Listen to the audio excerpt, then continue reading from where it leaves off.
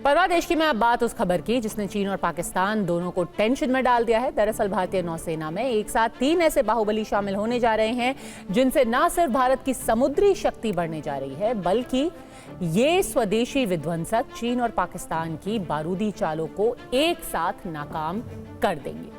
भारतीय नौसेना के बेड़े में कल यानी कि 15 जनवरी को 2 स्वदेशी युद्धपोत और एक वर्ल्ड क्लास डीजल इलेक्ट्रिक पनडुब्बी शामिल होने जा रही है। इन हथियारों को खुद प्रधानमंत्री नरेंद्र मोदी भारतीय नौसेना को सौंपेंगे। देखिए क्या क्या है इनके स्पेशल फीचर्स इस स्पेशल रिपोर्ट। चीन चालबाजी भूल जाएगा और पाकिस्तान अपने आका चीन के दम पर आतिशबाजी भूल जाएगा, क्योंकि चीन और पाकिस्तान दोनों की टेंशन बढ़ने वाली है।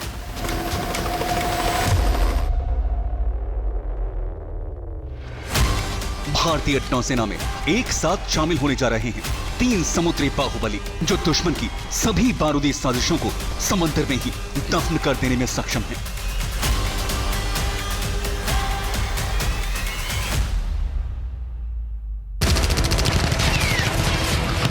समंदर के इन 3 विध्वंसक महारथियों के साथ ही भारत की मिसाइल शक्ति से भी चीन और पाकिस्तान की चिंताएं बढ़ गई हैं।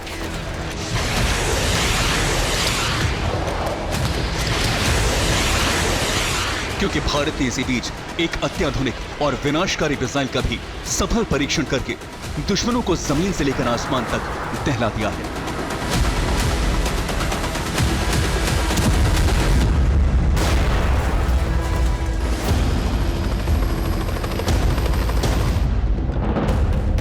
जल थल नभ तीनों पर भारत की लगातार बढ़ती ताकत से विस्तारवादी लाल सुल्तान और उसका पिछलग्गू बड़बोला पाकिस्तान सदमे में है।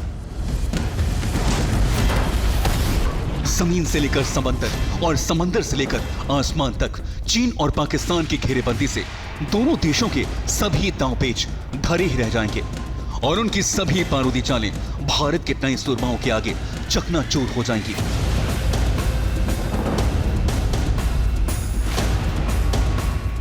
भारतीय नौसेना 15 जनवरी यानी बुधवार को स्वदेशी रूप से निर्मित 2 युद्धपोतों और एक डीजल इलेक्ट्रिक पनडुब्बी को शामिल करने जा रही है। Presided over by the Honorable Prime Minister. प्रधानमंत्री नरेंद्र मोदी खुद इन तीनों हथियारों को 15 जनवरी को देश को समर्पित करेंगे।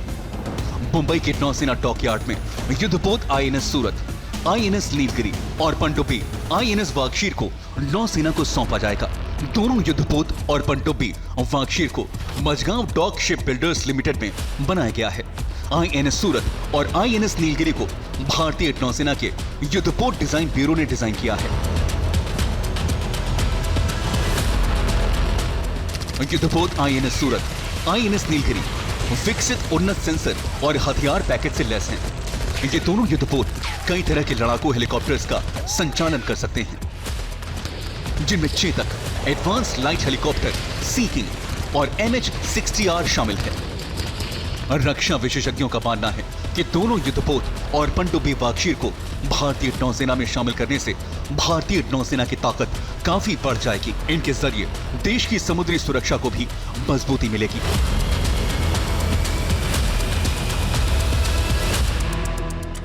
कुछ गेम चेंजिंग चीजें हमारे आर्म फोर्सेस के लिए होने वाली हैं और हमारे प्रधानमंत्री इसको कमीशन करने वाले हैं। जी हाँ, मैं बात कर रहा हूं सबसे पहले तो आईएनएस सूरत की, आईएनएस नीलगिरी की और आईएनएस वागशीर की। तो अगर हम देखें किस तरह से हमारी सामरिक क्षमता को बढ़ाने में यह मदद करेगा। भारत में स्वदेशी युद्धपोत और घातक पनडुब्बियों के बढ़ रहे उत्पादन को आत्मनिर्भर भारत की मजबूत गूंज माना जा रहा है। अत्याधुनिक क्षमताओं से लैस ये स्वदेशी युद्धपोत भारतीय नौसेना की ताकत को तो बढ़ा ही रही हैं, बल्कि कम समय में भारतीय नौसेना में इनका कमीशन स्वदेशी हथियारों के तेजी से उत्पादन को भी जाहिर करता है। इनके जरिए भारत वैश्विक स्तर पर अपनी नौसैनिक क्षमता को बढ़ाता जा रहा है, जो दुश्मनों के लिए एक चेतावनी है। अगर आईएनएस नीलगिरी फ्रिगेट की बात करें तो यह स्वदेशी फ्रिगेट की अगली जनरेशन को दर्शाता है। आईएनएस नीलगिरी प्रोजेक्ट 17A के तहत बनाए जा रहे 7 फ्रिगेट में से पहला है। यह महत्वपूर्ण स्टेल्थ क्षमताओं से लैस है, जिससे दुश्मन के रडार से छिप सकता है। भारतीय नौसेना के युद्धपोत डिजाइन ब्यूरो ने इसे डिजाइन किया है, जिसे बढ़ी हुई क्षमता के साथ नौसेना में शामिल किया जा रहा है। ये फ्रिगेट समुद्र में लंबे समय तक रह सकता है। आईएनएस नीलगिरी जैसे युद्धपोतों को ऐसी सुविधाओं से लैस किया गया है कि ये सभी तरह की परिस्थितियों में बिना किसी बाधा के संचालित की जा सकती हैं और दुश्मन के खिलाफ विध्वंसक का काम कर सकती हैं।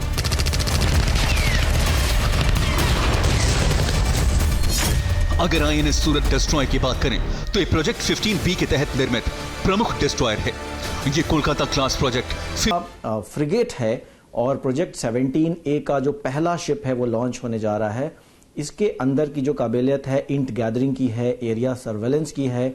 इसके ऊपर सबसे महत्वपूर्ण बात 8 ब्रह्मोस सुपरसोनिक क्रूज मिसाइल्स भी हैं और इसकी जो क्षमता है ये अकेले इंडिपेंडेंट ऑपरेशन करने में भी सक्षम है, यानी कि इसको कोई और वेसल्स की जरूरत नहीं है।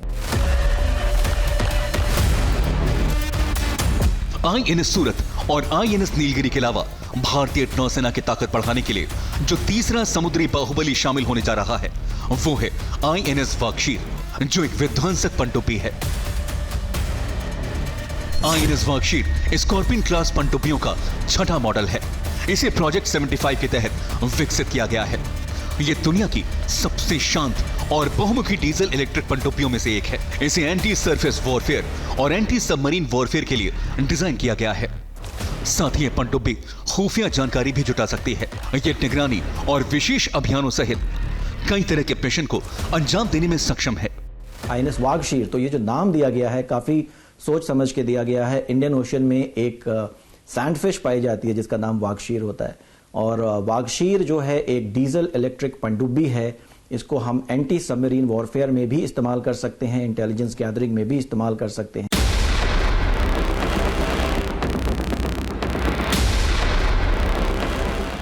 समंदर के इन तीनों बारूदी विध्वंसकों के साथ ही चीन और पाकिस्तान भारत के बढ़ती मिसाइल पावर से टेंशन में हैं।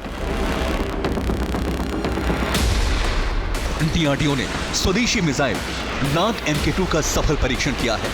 पोखरण फील्ड रेंज में नाग MK2 का परीक्षण पूरा किया गया।